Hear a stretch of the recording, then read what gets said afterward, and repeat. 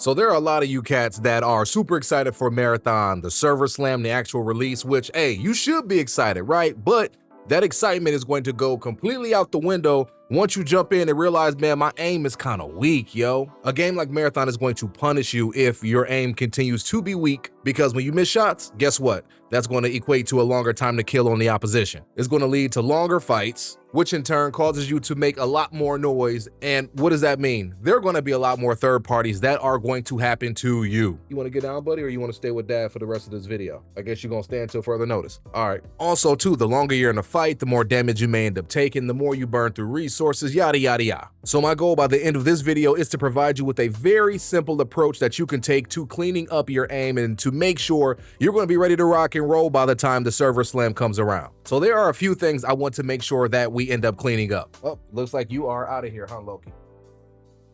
See you later, buddy. I want us to make sure we clean up our tracking, which is just when you're staying on target as the target is moving. I want us to make sure we're crisp with our recoil discipline, which is just making sure that we can counterbalance the weapon's recoil to be as accurate as possible. I want us to make sure we're on point with our target transitions, which is when we go from shooting one person to the next without letting off of the trigger. And then, of course, I want us to make sure we maintain composure, because calm aiming is smooth aiming. Smooth aiming is borderline aimbot. So you may ask me, okay, Cray, where is this training going to take place at? Honestly, that's up to you, but for the sake of this video, I will use my good old friend Apex Legends as a prime trainer. And this is for a couple reasons. First and foremost, it is free. You could download it right now on any console, PC, whatever, and play Apex Legends, okay?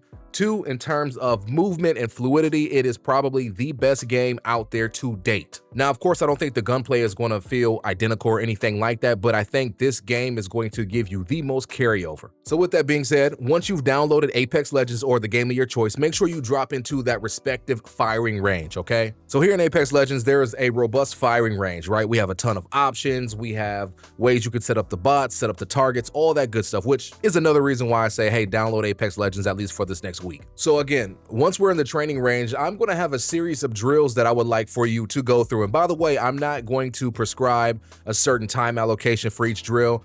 I want you to end up going through all these drills, see which ones you struggle with the most, and make sure you spend the most amount of time doing those respective drills, okay? The ones that you're the cleanest with, you don't have to spend as much time with them, but it would still be good to touch them for maintenance purposes, you know? The first drill is going to be just a simple tracking warm-up, okay? We're going to make sure that we have the bots in our training range set to movement, and we're not going to shoot a bullet. We're just going to make sure we have our reticle on that bot while that bot continues to strafe left and right. The cool thing about the bots here in Apex Legends is you can set them to strafe at an uneven pace. So they may strafe long right and then short left, back long right, so on and so forth. So your goal is going to be to keep your crosshair on that target's head for as long as possible. And again, you can do this for 2 minutes, 3 minutes, 5 minutes, 10 minutes, however long you see fit. This is going to positively impact our ability to track, okay? On the next drill, we're actually going to start to pull the trigger here, all right? Let's make sure we have no attachments on the weapons other than a gold mag so you can maximize your ammo count, all right? I want us to be forced to control the weaponry as much as possible, okay? So make sure you pick one weapon. I tend to lean towards like a flatline or an R99 here in Apex Legends. And the goal without moving is to keep most of your bullets on target for a full mag dump, all right? We can call this the one mag control drill, right? Or the one mag drill for simpler terms. Now here, I'm not really too worried about headshots. Let's just make sure that we build some center mass consistency. Try to aim more so towards like the upper torso region. And hey, if you do end up hitting more headshots than initially intended, hey, look, more power to you. Following this, we'll shift into the next drill, which will just be for us to add in some movement, right? We're just going to start to strafe to the left, to the right. And the goal here is to kind of mix what we did in drill A and drill B. So as we fire and as we let off the entire mag, we're still tracking to the best of our ability, but now we're adding in a strafe pattern. The cool thing about this is by us strafing, it can actually work as a counterbalance, especially for my controller players. It's going to really help you control recoil, and it's going to make recoil control feel much easier. After you've spent 2 to 5 minutes or even a bit longer adding in some movement here, we're going to move on to the next drill. And the next drill is going to be target snaps and spray transfers, all right? Now for this drill, I may recommend picking up an LMG just because you'll have more ammo in the magazine, so it'll make it a little bit easier to properly do this. Or if you want to stick with whatever you're rocking, feel free to stick with whatever you're rocking here, all right? But The goal for this will be to let off an entire mag, and as you are shooting the mag, at least halfway through, you're going to switch targets, all right? So you can do this on the dummies that are moving, or you can do this on the targets that are around the training range here in Apex Legends. You can set the targets to move, or you can set them to be stationary, right? There are some that are stationary and won't move at all, and there are some that are moving around the map. Let's just focus on the stationary ones for the sake of this video, all right? So what you're going to do is you're going to let off, you're going to shoot at that respective target. You can strafe, move, do whatever you want, and halfway through the mag, you're going to snap to that next target there, all right? This is going to train that spray transfer ability, and where this comes in handy is when you're in like a 1v2 situation and you're shooting at somebody, you get the knock on them, but their teammate is trying to trade you out, right? The teammate is trying to come and put you down. Right away, it trains for you to take your reticle off of that individual and switch to their teammate so you can continue firing and put yourself in the best position to win that quick 1v2 situation. And for this last drill, we're going to focus on tying this all together. I call this last drill calm under fire, or stay calm drill, okay? So what you're going to do to the bots in the training range is you're going to turn them to active, okay? So the bots will be able to shoot back at you. They'll try to chase you, hunt you down, and all that good stuff. The goal before each engagement with the bots will be to inhale, exhale, and then shoot, all right? The whole idea here is to make sure that we are staying as calm and as relaxed as possible in each respective gunfight. And this can get a little bit hectic because the bots will swarm you. I will warn you now. So this is a really good scrimmage here to make sure that you stay calm under pressure as you are getting swarmed by everything. And this is going to carry over to Marathon a great deal, because think about when you're getting chased by an actual enemy team and when you're getting swarmed by the UESC soldiers. Like, you're going to have moments where you want to really tighten up and be tense. This is really going to help you stay chill, stay cool, calm, collected,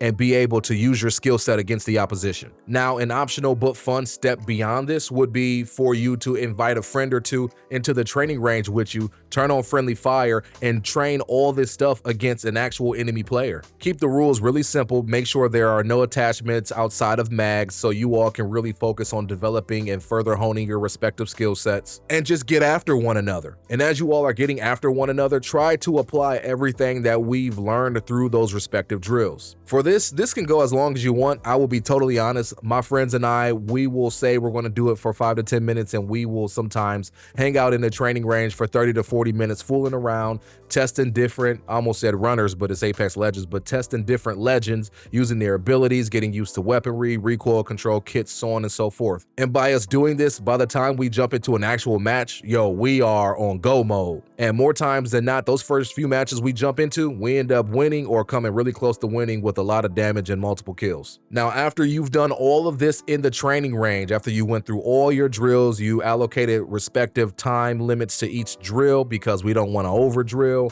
You had your 1v1 or your 1v1v1 with your homies in the firing range. Now it's time for us to queue into a game, and I want for you to queue into the Wildcard mode in Apex Legends, all right? You may ask, what's Wildcard?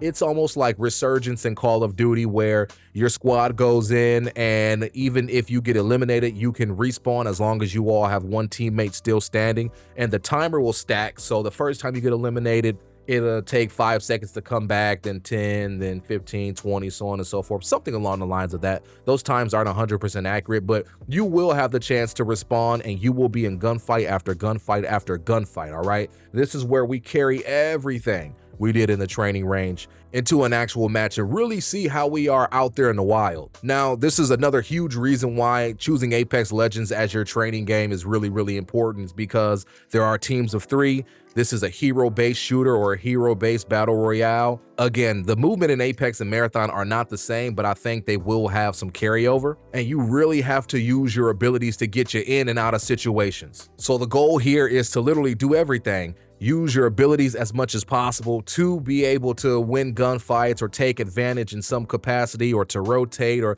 to do whatever you need to do. Really rely on those abilities, because again, that's going to have a ton of carryover in Marathon. Whether if you're using them too much or you're using them sparingly, you'll be able to learn and you'll be able to really feel things out. Gunfights, how do I take this 3v3 situation when you all get third party? Because in Wildcard, it's never a straight 3v3. It's always a 3v3, then another 3 pulls up, and then another 3 pulls up, and it's just pure chaos, right? It teaches you how to maintain team cohesion amidst the chaos. The more comfortable you get with the chaos, the more calm you can be in those situations. And again, the more you can apply everything that we worked to clean up while we were in the training range. So I would say run at least a few matches. Unless you're really enjoying yourself, then kind of keep running matches beyond that, right? Like if you're enjoying the game, keep rocking and rolling. But after a few matches, if you want to call it a day, feel free to call it a day. But I want you to take a mental note. I want you to ask yourself a few questions such as, hey, did I stay calm under pressure? Yes or no? Did I rush my shots? Did I move with intention? Did I use my abilities at the correct time? Ask yourself multiple questions like that. Answer yes and no, and make sure if it's no, ask yourself, okay, why didn't I? Okay, maybe I wasn't calm in that situation. Maybe I just freaked out. Maybe I was calm, and that's why I did win that 1v2 or that 1v3 situation, or that's why my ability got me out of trouble there, right? Again, by you doing those things, it will bring those things to the forefront of your mind. You'll become more conscious of those things. You'll be better. You'll do better every time you get in those respective situations. And from that point on, it becomes more and more second nature. And you know, like I know, the more second nature a skill is, the better you become, and the better you are, the more you will find yourself having enjoyment in a game like Marathon, where the stakes are going to be much higher, the highs are going to be much higher, and the lows are going to be much lower. So with this all being said, beautiful people, I hope this all makes sense. I hope this is helpful, and I hope this is applicable to you. Again, you can follow this format and slightly adjust it regardless of the game that you're playing. You could take this into Destiny and apply it. You can take this into Call of Duty and apply it. Feel free to do whatever you see fit. I just want to make sure once that server slam launches, you all feel really good about your mechanical skill set and you all are ready to rock and roll, because I'm not going to lie to you. If I see you on Tau Ceti, I'm going to be ready and we going to throw hands. And hey, look, win, lose, or draw, your boy Craig's going to put up a fight. So with that all being said, I hope this was helpful. Thank you all so much for coming and watching. Stay tuned. I'm going to have a myriad of content coming out here on the horizon, making a slight content shift here, but it's going to be a good one nonetheless. Again, I appreciate you all. I love you all, and I'll catch you all in the next one.